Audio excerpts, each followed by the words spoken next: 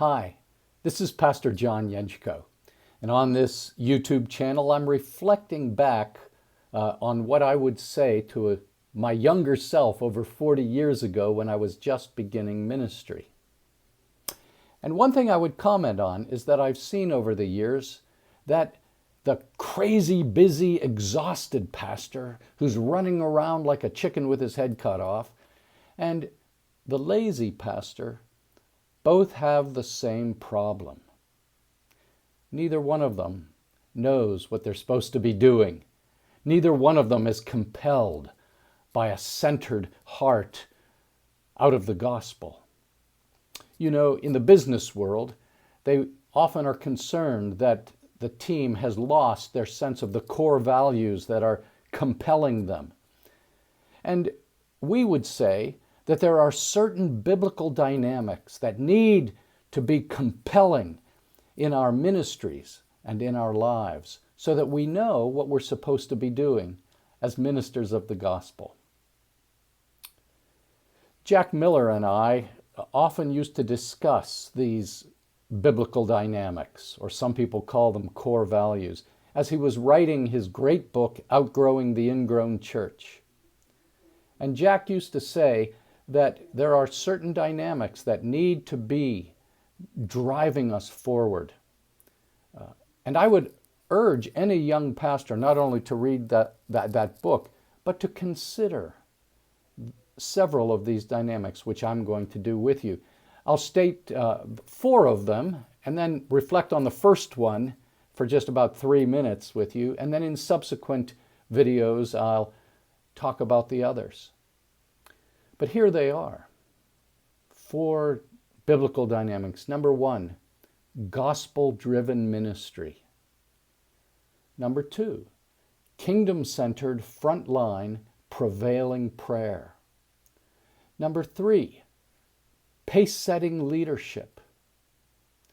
And number 4, that we serve and minister out of weakness, out of humility that leads to a life of repentance and faith.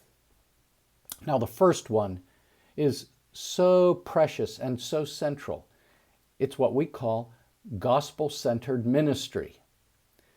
And here I'm referring to the power that comes to a young pastor when Jesus Christ and the work he has done for him center themselves in his life and his heart.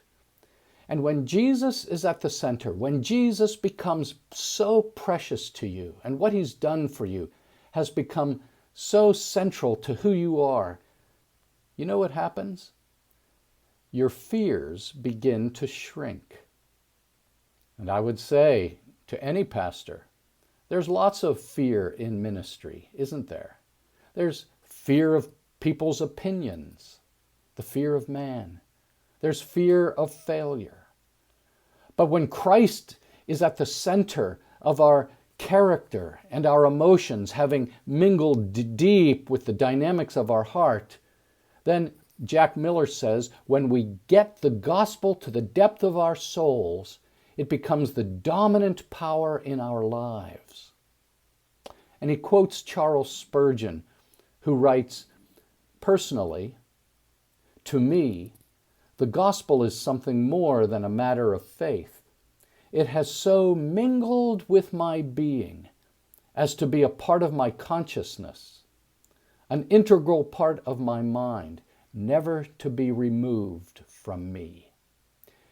You know, we look at men like Spurgeon and Whitefield, and we say, these were men who mastered the gospel. That's not true. These were men who were mastered by the gospel. Do you know what I'm talking about?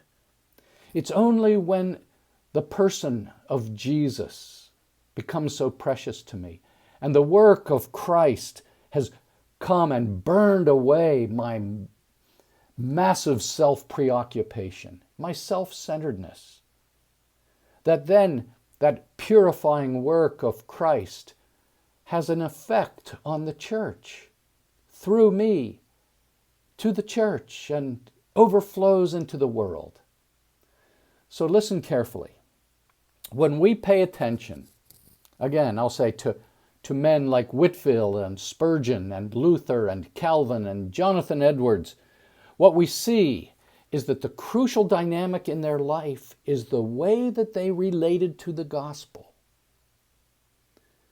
They came to it not as self-sufficient, strong men who mastered the gospel, but as people broken by the gospel message of the holiness of God, and then the wondrous grace of God that flows to them through the cross, and the joy and the power of the resurrection that compels them forward in ministry. Does that make sense to you? A deep sense of my own sinfulness is necessary for a gospel-centered ministry. And then a fresh discovery of God's grace revealed in the cross. I hope that makes sense to you. That's the first and central dynamic for any young pastor to live as he does his ministry. If that makes sense to you, I hope you'll like this YouTube reflection and put a comment down below. And I'll see you next time. Thanks.